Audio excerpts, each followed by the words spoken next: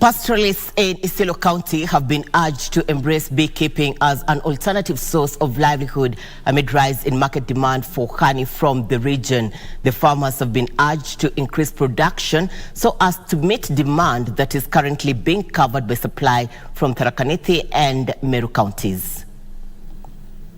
County government of Isiolo, in partnership with the E4 Impact Organization, is seeking to bring together individual beekeepers and groups that do beekeeping to come up with aggregation centers so that all the honey produced in various parts of the county can be collected and refined together. Nia yetu kama E4 Impact ni kuhakikisha kuwa tuko na aggregation center Isiolo County.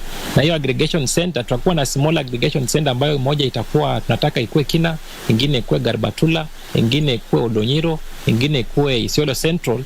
The project is set to sensitize the local community and build their capacity to embark on honey value chain development in order to tap into the largely unexploited sector.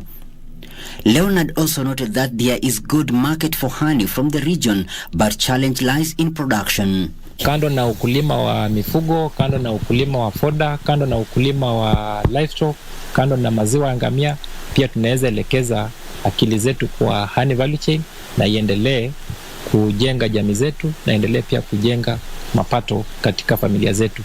The honey refinery in Isiolo town solely relies on honey from other counties like Tharaka Nithi and Meru to keep it going, since Isiolo County produces very little honey despite the huge potential it possesses.